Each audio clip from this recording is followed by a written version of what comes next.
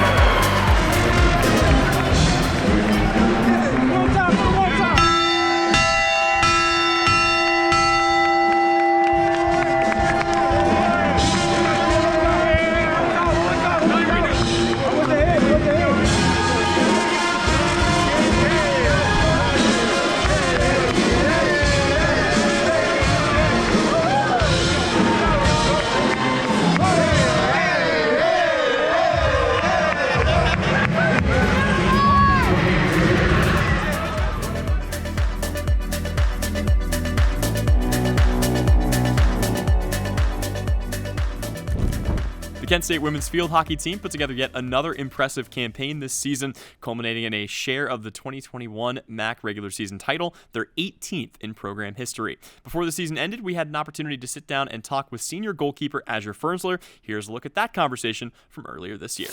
Hello, everyone, and welcome back inside the FlashLIFE podcast. I'm Tyler Henry, joined here by fifth-year Kent State goalkeeper Azure Fernsler. And Azure, it's been an incredible season. We'll get into some of what Kent State has accomplished this year. But first of all, thank you so much for coming on the show today. Yeah, of course. I'm excited to be here. So, the first question we've been asking a lot of people, why Kent State? There are a lot of field hockey programs that you could have gone to with your skill set, but why come here to Northeast Ohio? Yeah, I actually never heard of Kent State before being recruited by Kent. So I got an email and I was like, oh, Kent State. And then I was like, okay, let's check it out, And once I visited the team, amazing. Like the atmosphere that we have, and just over the past 4 years, or 5 years now, like it's just incredible. And there's honestly no place I'd rather be with the team we have, and the campus. I love it, and downtown, so beautiful. And also the national park is really close, and I'm an environmental studies major, so that really helps. There you go.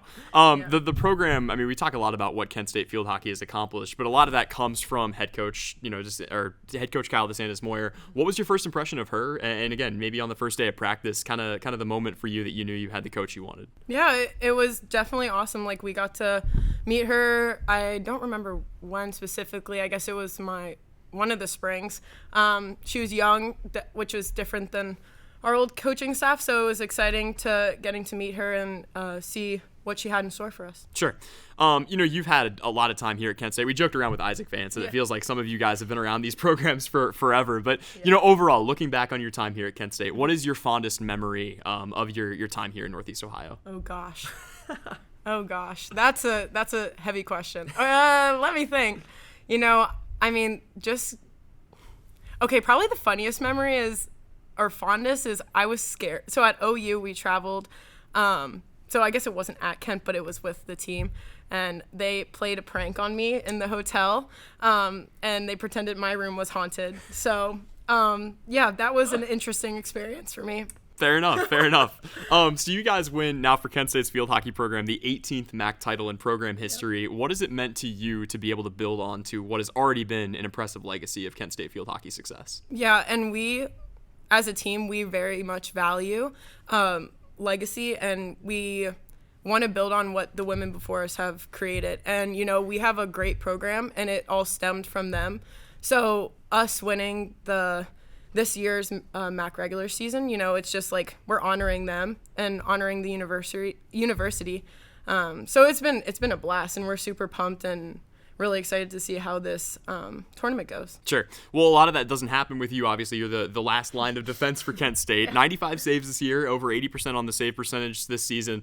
What are some things that fifth-year senior, Azure Fernsler knows that maybe freshman year Azure did not, that have made you a better player here for Kent State? Well, there's a lot of things freshman year Azure didn't know. Let me tell you. Definitely, for sure, coming in, I was a ball of sports anxiety. So, just learning that, one, my identity doesn't come from my performance. So that was a lot of pressure I put on myself freshman year. And just, that transition and just, being able to now just enjoy the game, enjoy being with my teammates and those moments that we're creating. That's, one thing that I've really taken away. So it's been wow, you can play, have fun, and still, do good for your team and, be with your friends at the same time. Sure. This has been a wild, I think, is the best way to put it, 2021 season. I mean, you guys have had come-from-behind victories at home, on the road, in games that you had no business being in. You've got wins over ranked teams. Overall, when you look back on the 2021 regular season, which, again, led to a MAC title, what is your favorite memory from this season, if you can pick just one? Yeah. Oh, man. I would definitely say one of my favorite memories from the season. I mean, there's two specifically. I would say winning at home against Miami. That's always one of our biggest games and one of the games that we, cherish the most, especially being at most of the seniors' last home game, right? And so, our team will do anything for each other, and it just shows in that game. And then the other game would be Syracuse, for sure, because that was, the start. That was, the tip of the iceberg. Here we are, yes, that win in the long run, didn't, that's not conference play, and conference play is the most important thing that we do at Kent. But that was just hey, we're here to play, and we're here, and every person on our team had a purpose in that game. The sideline had energy. They brought it. They kept the team on the field going, and it's just so cool.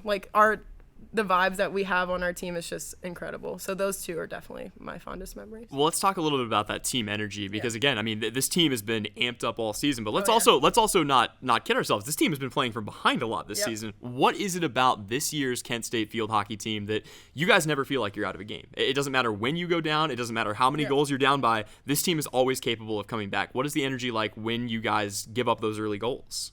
Well, it's we know that we're not out of the fight. We're resilient. And it starts with like I just said, every person on the team has a role, and they know it. And so they don't give up the energy, we don't give up the energy. So it's we're here to keep going. We know that we're still in this, and we're not stopping until we complete our mission.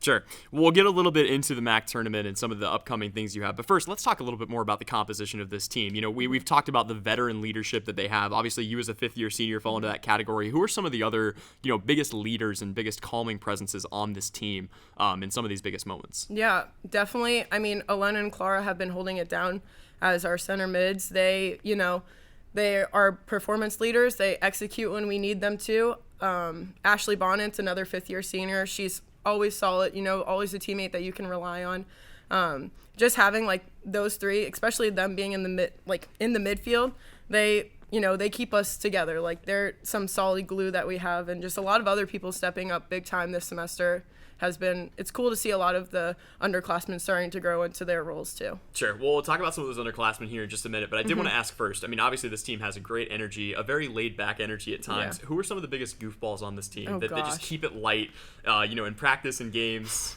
who would you go with for that?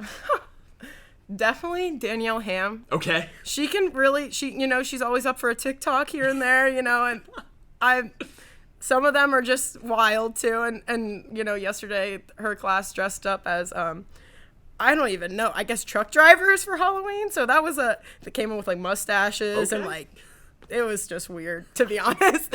And Ashley always is the goofball, even though she's a calming presence. She's also just likes to stir up some fun for sure. Sure.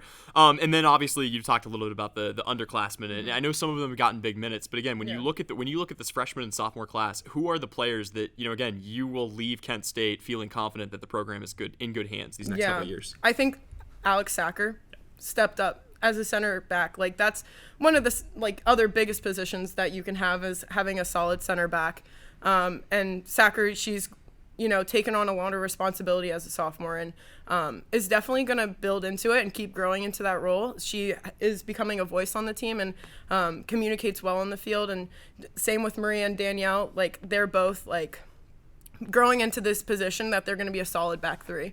And I've loved the journey to grow with them too, and getting to play last year with him and Maria, and just seeing that where we're at now is it's huge. Sure. Yeah. Let's talk about the MAC tournament. You guys obviously win the regular season MAC title. I know that nobody on this team feels like the job is finished. No. You have a big game coming up here against Longwood, a team that you guys knocked off earlier this year. Also, really quickly, that Longwood game was my introduction to the sport of field hockey. So, again, you guys give me a little bit of a scare there. Yeah. But you guys scored 2 goals in the final 3 minutes to come back and win in regulation. Yep. What was kind of the biggest thing that you guys took away from that match, and maybe some of the notes that you put in the back of your mind that you'll have coming into this one?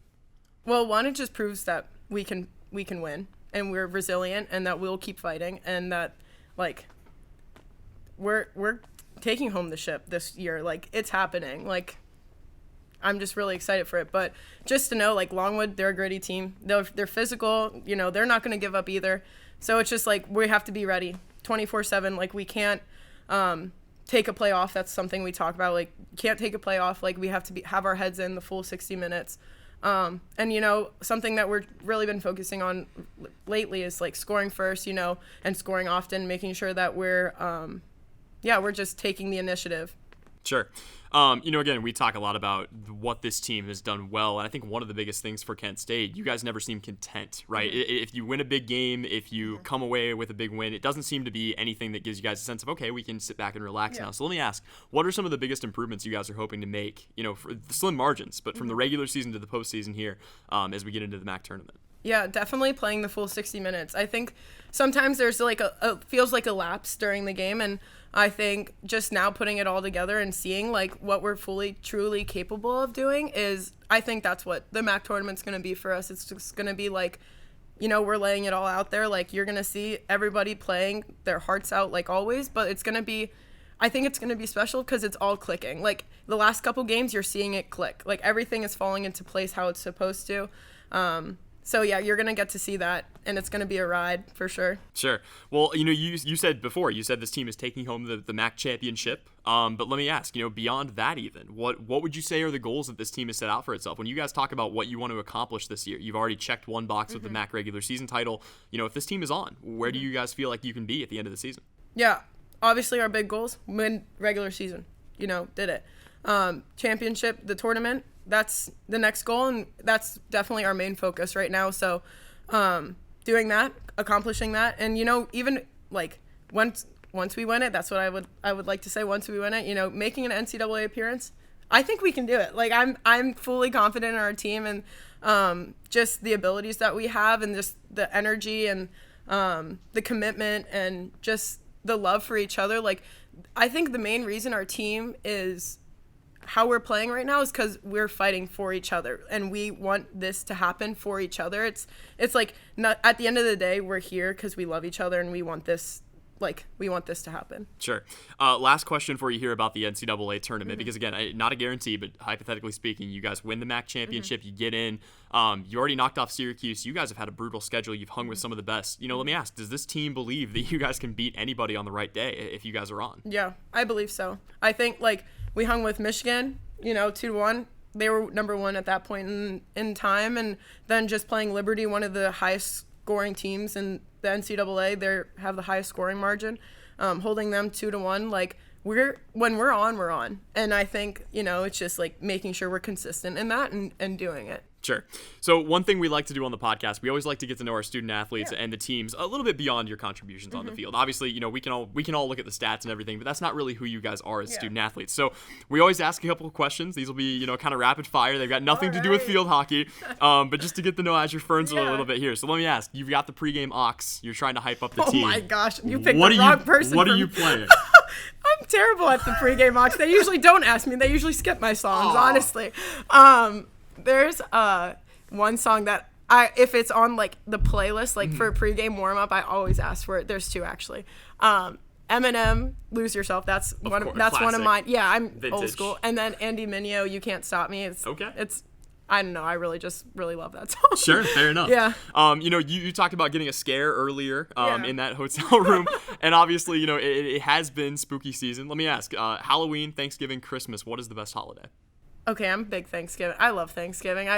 That's like a big time for our family to get together and just, being thankful. I love my family and being able to go home and see them because sometimes during the season I don't get to go home that often. So it's a big reunion. Sure. Who has the best hidden talent on the team and what is that hidden talent? Oh gosh. Best hidden talent.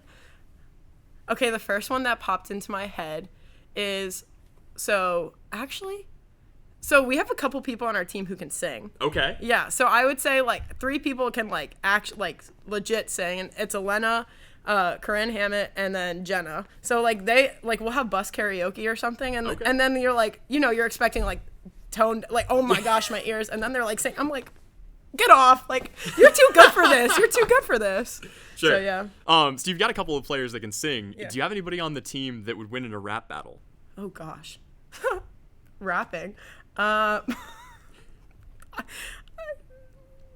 trying to think who can rap. I don't even if anybody could try, probably Corinne could do it. Okay. She says she has this rap and it's about a dog and it's like a childhood song and I'm like, she's like, dog, doggity dog, dog, dog, and then it just keeps going. I'm like, Corn, we call her Corn. Corn, that's enough.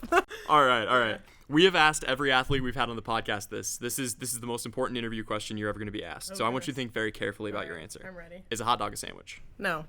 All right. Correct answer. We've already talked a lot about, again, a lot of what this team has done energy-wise. But let me ask, I know maybe even outside of field hockey, who is your favorite pro athlete, just in general, any sport to watch? Yeah. Well, growing up, I was a big, I actually played soccer. I was a soccer goalie growing up. So Mia Hamm, Brianna Scurry, those were my 2, go-tos. And then definitely NHL-wise, watching Sidney Crosby play and Henrik Lundqvist, goats. All right.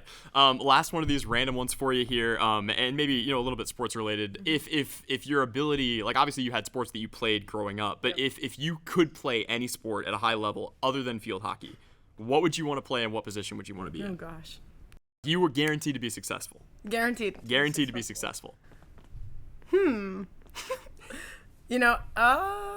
Definitely. Okay, so yeah, growing up I loved soccer and I love playing soccer goalie. It kind of my whole life kind of shifted because I had a couple injuries when I was younger, so it kind of almost guided me into field hockey basically. It was definitely a blessing in disguise. It's been the best ride playing field hockey.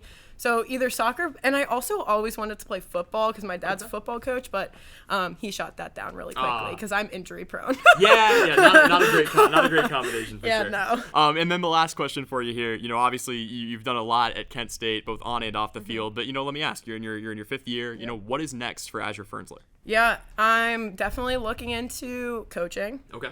Probably at the collegiate level. I'm checking into that avenue. Maybe working with Fellowship of Christian Athletes. I interned with them this summer. Maybe looking to join the staff there. Giving back to sports, that's something that's, given me a lot, and definitely it's helped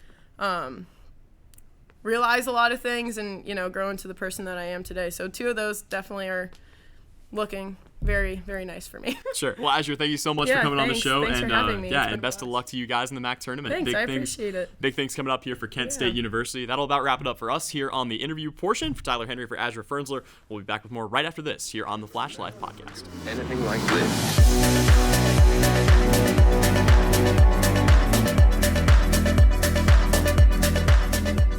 We have a loaded week of events coming up for all 4 of our active programs. Here's a look at what the Flashes have coming up next. On Wednesday, the Kent State volleyball team will return to the MAC one final time for senior night as the Flashes get set to host Ohio in the final game of their 2021 regular season.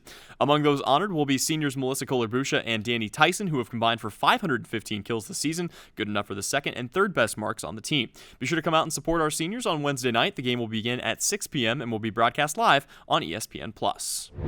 Kent State's school day game will take place on Thursday, November 18th as kids from around the area make the trip to the MAC Center to watch the Golden Flashes women's basketball team take on John Carroll. This will also be an opportunity for Coach Starkey's squad to remain a perfect 3-0 after starting the season off with back-to-back wins against NKU and St. Francis here in 2021. Tip-off is scheduled for 11 a.m. and you can catch the game live on ESPN+ and on the Kent State Radio Network. And finally, the Kent State football team, still atop the MAC East, will look to hang on to the wheel after they travel to that school down the road for another edition of the Crystal Clinic Wagon Wheel Challenge. The 2-8 team down the road will enter this game at 1-5 in conference play, while your Flashes come in at 4-2, looking to recapture some momentum ahead of what will be a game for the MAC East title against Miami of Ohio next week. The game will be broadcast live on ESPN+ and on the Kent State Radio Network from Learfield. For more information, head on over to KentStateSports.com. That's all for FlashLIFE. For complete schedules, live stats, broadcast links, and more, be sure to head on over to KentStateSports.com. The show is produced by Nick Kane and Devon Korsakoff with production assistant Lexi Majoris. I'm your host, Tyler Henry. Thanks for watching, and go Flashes.